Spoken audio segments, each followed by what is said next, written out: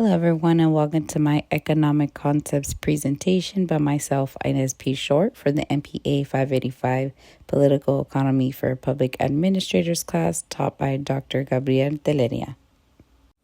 Just to provide a quick overview, first I will be going over 3 chapter concepts of my choosing from the Economics of Public Sector textbook, which are existence values, Rawlsian social welfare function, and government failures.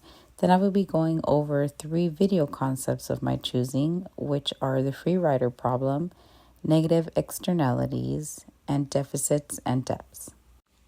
My first concept is existence values, which can be found on page 134 of Stiglitz and Rosengard's Economics of the Public Sector textbook. Existence values is the concept that an individual can value the existence of something in the world, but the individual themselves does not have an actual use for it. I do not think the Americans recognize that this concept has a name, but I do think individuals practice this concept. For example, there are individuals who appreciate endangered species and natural landscapes that need to be preserved.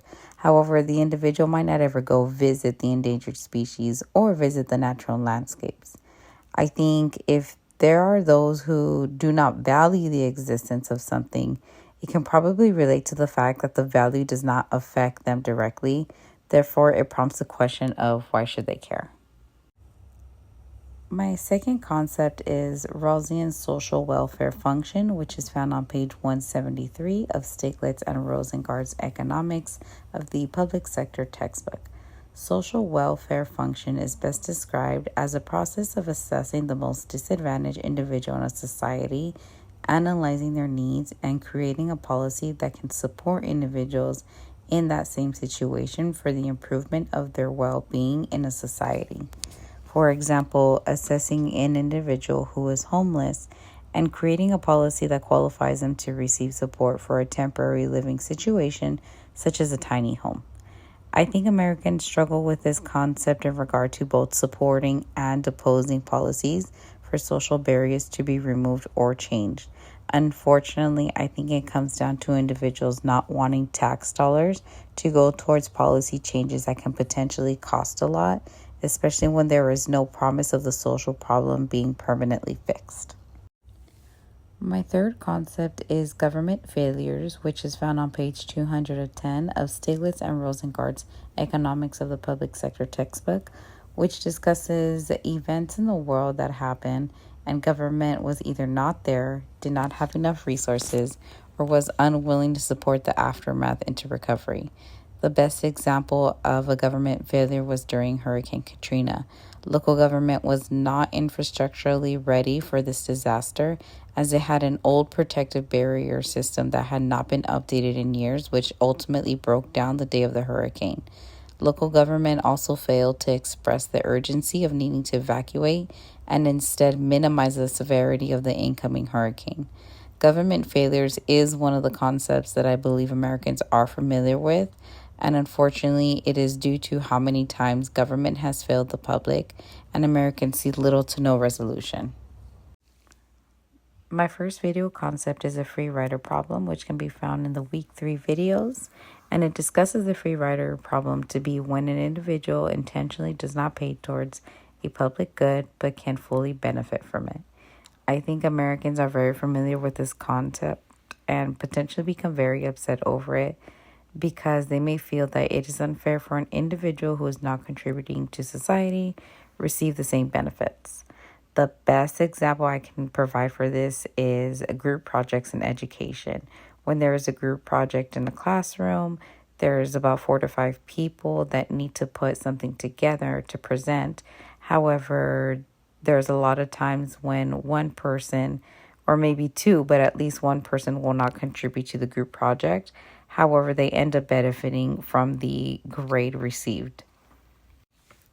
My second video concept is negative externalities, which can be found in the week 3 videos. This discusses that negative externalities can occur when a good or service have unintended harmful side effects that tend to have a social cost that the producer does not have to pay. I think Americans have some understanding for the concept of negative externalities, and I think they're more likely to happen in town hall meetings where local residents notice changes to their environment or community, and realize they may have to pay for the cost of the side effect. One example is that it had always been implied that higher education has high value. However, it also depends on what an individual studies. If an individual is in a city where a majority of the population graduated with a degree in business, the degree itself may not be value anymore due to the business degree being overly saturated.